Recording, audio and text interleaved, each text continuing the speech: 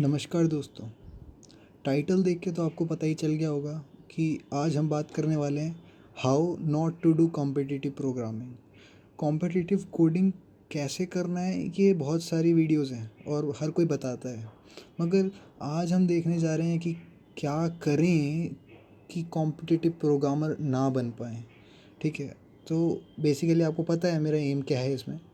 तो I am going to explain 5 points which will help you to not to become a programmer. So the first point is participate in rated contests. अच्छा, ज़रा सोचते हैं थोड़ा। ठीक है, rated contest क्या करते हैं, हमारी रैंकिंग को बढ़ाते हैं। मैं जर्नली पर्टिकुलरली बात कोड फोर्सेस और कोड शेफ़ की करूँगा।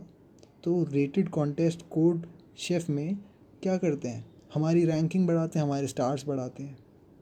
पहले क्या हुआ करता था कि जब भी कोई सलाह देता था कि अगर आपको कॉम्पिटिटिव प्रोग्रामर बनना है तो आपको प्रॉब्लम्स ट्राई तो करनी है, साथ में तुम कॉन्टेस्ट में भी पार्टिसिपेट करा करो, जिससे आपको रियल टाइम आपको एक्सपीरियंस हो कि किस तरह से कॉम्पिटिटिव प्रोग्रामिंग करी जाती है। मगर दोस्तों, आज ज़माना बदल चुका है। अब क्या हो रहा है, किसी को प्रैक्टिस नहीं करनी, किसी को कुछ नहीं करना, सीधा कॉन्टेस्ट करना है। क्यों? क्योंकि वहीं से आउटपुट आने वाला है, वहीं से आपके ग्राफ में इंक्रीमेंट आएगा। और क्या होगी? डेफिनेटली निराशा, क्योंकि हमने कुछ प्रैक्टिस ही नहीं करी है। ठीक है, तो सीधा लोग जंप कर जाते हैं कॉम्पिटिटिव प्रोग्रामिंग के रेटेड कॉन्टेस्ट में। और नतीजा क्या होता है, कुछ यूट्यूबर्स, कुछ गूगल पे वेबसाइट बना रहे हैं जो वो सारे सॉल्यूशंस को शेयर करते हैं एंड हमारी रैंकिंग को बढ़ाते हैं। क्या ऐसी रैंकिंग बढ़ाने का सच में फ़ायदा है? बिल्कुल नहीं। आपका ग्राफ कभी तो एकदम हाई हो जाएगा, कभी लो हो जाएगा, और आता आपको सिर्फ पहला क्वेश्चन होगा। जनरली क्या होता है कि हम रेटेड कॉन्टेस्ट में जाते हैं, देखते हैं डिव 3 के कॉन्टेस्ट में पहला क्वेश्चन काफ़ी ईजी है, हमें आता है, हम कर देते हैं। उसके बाद क्या करते हैं, दूसरा क्वेश्चन नहीं होता है, तीसरा तो भूल ही जाओ, दूसरा क्वेश्चन भी नहीं होता है। हम ढूंढते हैं, पूछते हैं क्या करें, थोड़ा दिमाग लगाते हैं अपना, नहीं आता, फॉर लूप वाइल लूप चलाया और एरर आ गए, प्रिंट ही नहीं हो रहा या कुछ और आ जा रहा है, टेस्ट केसेस पास नहीं हो रही, फ्रस्ट्रेट हो जाते हैं। हम ढूंढते हैं आंसर्स, कोई आसपास के भैया से पूछता है तो कोई टेलीग्राम पे। तो इससे नतीजा क्या निकलता है कि हमारे में पेशेंस की कमी है। ठीक है, तो मैं आपको सजेस्ट करूँगा, अगर आपको कॉम्पिटिटिव प्रोग्रामर नहीं बनना है तो रेटेड कॉन्टेस्ट में पार्टिसिपेट करो डायरेक्टली। ठीक है, अच्छे लोग क्या करते हैं, जो कॉम्पिटिटिव प्रोग्रामर बनते हैं या जिनको एकदम उनका ग्राफ एकदम ऊपर को ही जाता है, जे कर्व बना रहता है, यानी इंक्रीमेंट ही होता जा रहा है, वो लोग क्या करते हैं, वो क्वेश्चन को पढ़ते हैं भाई कि पहला क्वेश्चन तो हर कोई कर लेगा। तुम्हें सबमिशन से मतलब नहीं होना चाहिए कि भाई पहला क्वेश्चन सबमिट कर दो, हो गया। दूसरा देखो, तीसरा देखो, एटलीस्ट तुमसे 3 क्वेश्चन हो पा रहे हैं और रन करने पे सही सही आउटपुट आ रहा है, तब तो आप कर भी सकते हैं। सही बात है कि नहीं? कि अगर आपके आउटपुट ही सही सही पहले क्वेश्चन में आ रहे हैं तो वो तो सबके आएंगे।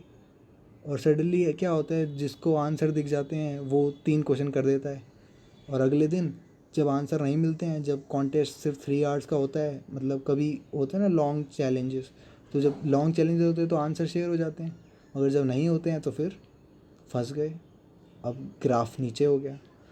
तो करना क्या है बेसिकली, मैं ना करना बताता हूँ, आपको पता है करना क्या है।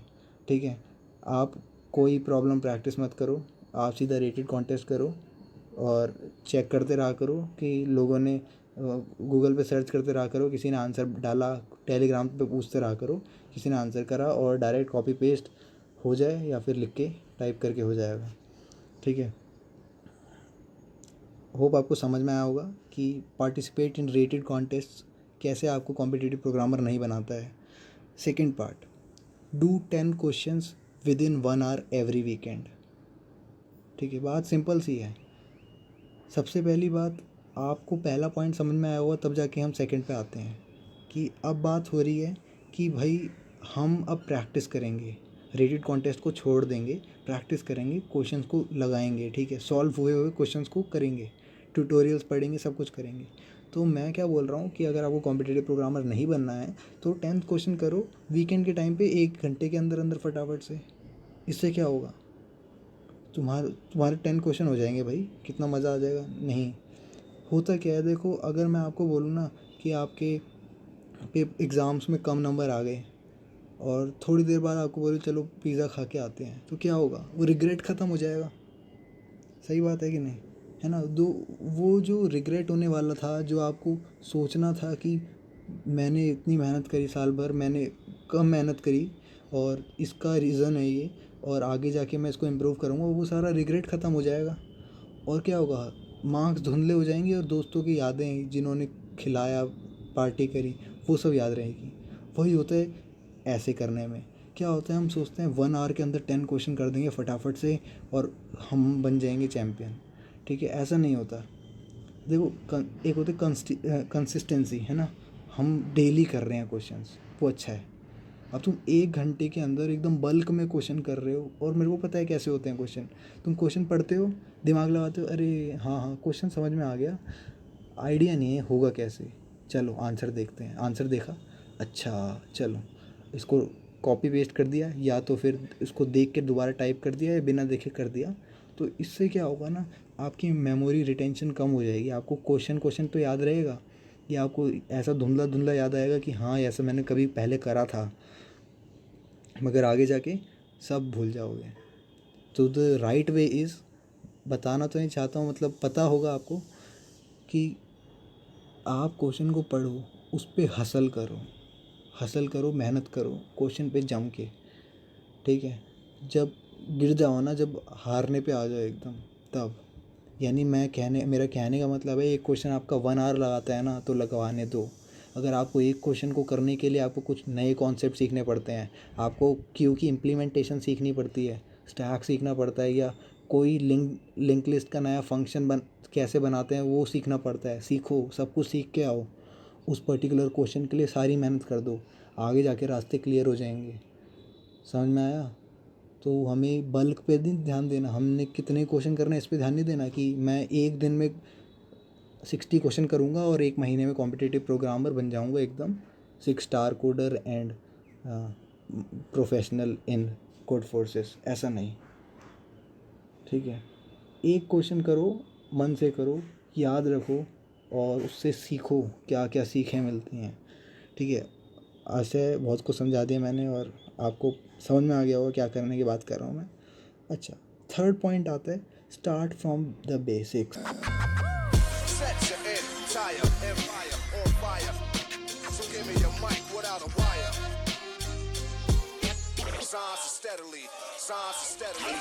बहुत लोग यार, तुम 4 सीढ़ी चढ़ोगे, क्या होता है देखो, ऐसे समझो, जब हम रनिंग करते हैं, बहुत तेज़ दौड़ते हैं, अब पता चलता है कि यार ये तो मैराथन थी, 24 किलोमीटर दौड़ना है।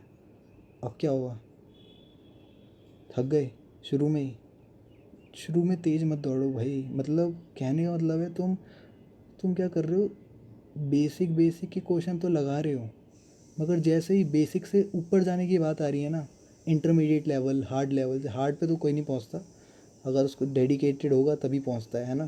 तो जो कॉम्पिटिटिव प्रोग्रामर नहीं बनना चाहता है, वो बेसिक क्वेश्चन के ही 100 क्वेश्चन लगा देगा, हो जाएगा काम। बेसिक क्वेश्चन करेगा, अरे ये तो अर्थमेटिक्स था, ये तो इसमें तो एवरेज निकालना है, सम करना है, अरे ये तो भाई इजी क्वेश्चंस हैं यार। समझो, स्टार्ट फ्रॉम बेसिक करोगे, अगर बेसिक से ही करते रहोगे काम, है ना, तो हमेशा स्टार्टिंग में ही रह जाओगे। ठीक है, तो ये था हमारा थर्ड पॉइंट।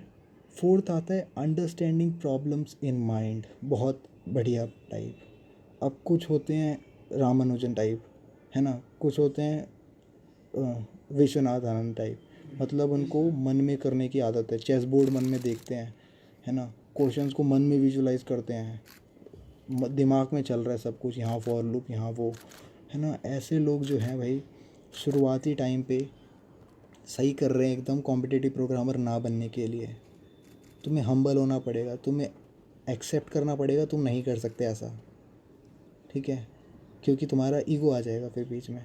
तो करना क्या होगा, तुम क्वेश्चंस पढ़ते हो तो पेन पेपर निकाल के लिखो यार उसे, ऐसे दिमाग में नहीं करेंगे हम। जैसे मान लो ग्रिड बनानी है ना, ग्रिड के अंदर तुम्हें ट्रांसपोज करना है या उसको स्वैप करना है, कुछ करना है, तो तुम दिमाग में कर रहे हो भाई, ये कौन करता है? तुम सुपर पावर वाले हो क्या?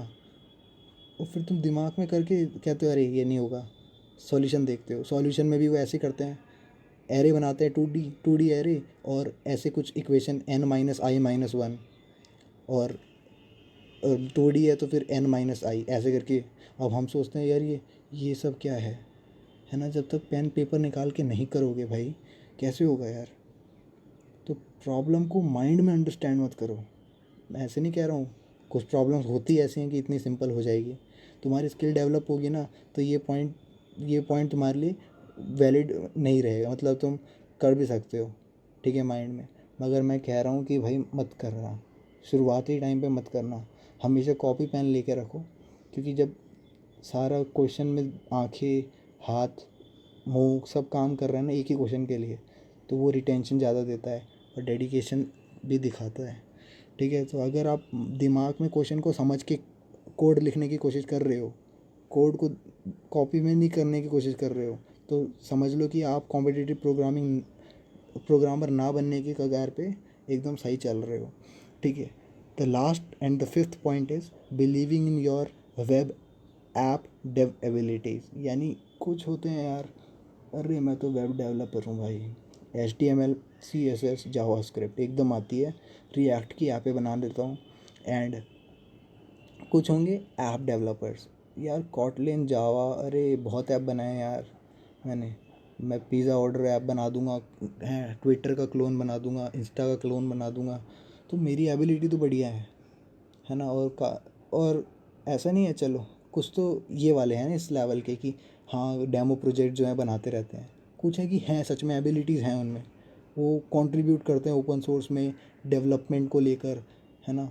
और बहुत सारे प्रोजेक्ट्स बनाते हैं, जेंगो फ्लास्क के प्रोजेक्ट्स बनाते हैं, और उनमें क्या हो जाता है, उनको थोड़ा कॉम्पिटिटिव प्रोग्रामिंग को हल्के में लेते हैं वो, because they have other skills, ठीक है। तो ये काफ़ी अच्छी चीज़ है। अगर तुम अपनी वेब डेवलपमेंट की स्किल पे तुम बिलीव करोगे ना, तो तुम कॉम्पिटिटिव प्रोग्रामर ना बनने की लाइन में एकदम सही जा रहे हो।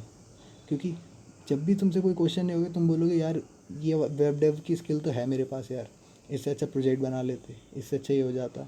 यानी ये क्वेश्चन ना भी हो पाए, अगर मैं कम भी करूँगा कॉम्पिटिटिव प्रोग्रामिंग, तब भी मुझे ले लेगी कंपनी मेरी डेवलपमेंट स्किल्स को देख के।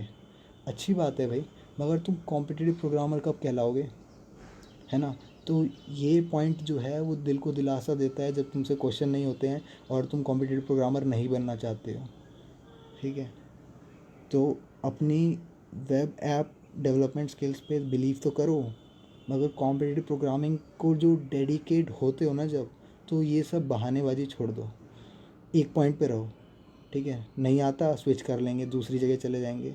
मैं SEO ट्राई करता हूँ, मैं इथिकल हैकिंग ट्राई करता हूँ, ठीक है। ऐसा नहीं यार, एक चीज़ पे फोकस तो एक ही पे रखो, ठीक है। तो ये थे मेरे 5 पॉइंट्स, और होप आप कुछ रिलेट कर पाए होंगे। और जो बिगनर्स हैं उनको काफ़ी ऐसी सिमिलर प्रॉब्लम्स आने वाली हैं आगे जाके, या वो कर रहे होंगे फेस, तो काफ़ी कुछ रिलेटेबल चीज़ें मिली होंगी आपको यहाँ पे। और होप आपको समझ में आया होगा कि क्या क्या नहीं करना कॉम्पिटिटिव प्रोग्रामर ना बनने के लिए, ठीक है। तो अगर आप कॉम्पिटिटिव प्रोग्रामर नहीं बनना चाहते हैं तो ये 5 पॉइंट्स को करें, डेली करें। समझ रहे हो मेरा सरकाज़म? चलो फिर मिलते हैं नेक्स्ट वीडियो में, तब तक के लिए bye. Software engineer at Google? Go to algoexpert.io. Pick a question, read the prompt, write some code, run your code, write some more code, run your code again. Get stuck? Check some hints. Still stuck? Watch our comprehensive explanation videos that cover the underlying algorithm at hand and that give you a line-by-line coding walkthrough of the solutions. Algo Expert is the all-in-one platform for you to prepare for your coding interviews, ace them, and land your dream job. So, what are you waiting for? Do you want to be an Algo Expert? नहीं